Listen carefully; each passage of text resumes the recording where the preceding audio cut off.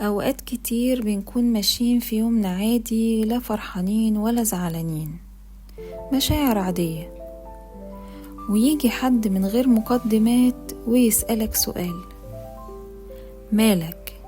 انت كويس؟ ساعتها حتى لو قلنا مفيش، بنلاقي نفسنا متأثرين، ويمكن حتى نفكر نعيط. السبب الحقيقي في الحزن ده إن السؤال بيفتح باب إحنا ممكن نكون قفلناه من فترة، والسؤال جه على الجرح. في العادي كل بني آدم فينا ماشي في يومه وهو شايل هموم وتراكمات، تعب، ضغط، قلق بسيط، أو مواقف مزعجة عدت، أو مشاعر مهملة جوانا ما اتخدتش على محمل الجد. المشاعر دي بتفضل جوانا ساكنة وهادية لحد ما حد يلمسها، ولما يجي حد يسألك مالك وبصدق واهتمام بيحصل 3 حاجات. الحاجة الأولى هي إن السؤال بيفتح الدرج اللي كنا قافلينه. إحنا ساعات بنكون مشغولين لدرجة إننا مش واخدين بالنا إننا مضغوطين. السؤال بيكون هو مفتاح الدرج اللي قفلناه مع الانشغال، الدرج اللي جواه كل التراكمات بتاعتنا والمشاعر اللي مكتومة بقالها فترة.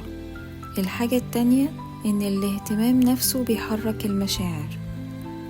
لما حد يسألك مالك، حقيقي الجسم والعقل بيترجموا إن دي لحظة أمان، وإن ممكن يكون مسموح لي أصارح بمشاعر كانت مستخبية، لأن ده في حد ذاته بيعمل تفاعل عاطفي.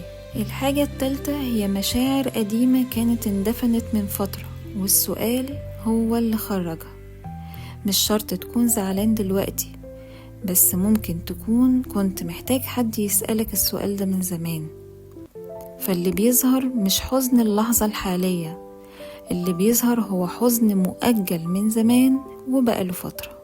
الحالة دي بتحصل مع الناس اللي دايما بتكون متحملة فوق طاقتها، اللي متعودين دايما يقولوا أنا تمام حتى وهم مش كويسين. الناس اللي متعودة دايما إنها لازم تقول أنا قوية طول الوقت، أو مع الناس اللي محدش مهتم بيهم أصلا، فبيكون السؤال نفسه مؤثر. الخلاصة، إحنا مش بنحزن من السؤال نفسه، إحنا بنحزن عشان السؤال لمس جوانا حاجة كنا مخبيينها من سنين، حاجة كانت مدفونة جوانا ومش قادرين نخرجها. انت كنت محتاج فعلا حد يسألك مالك،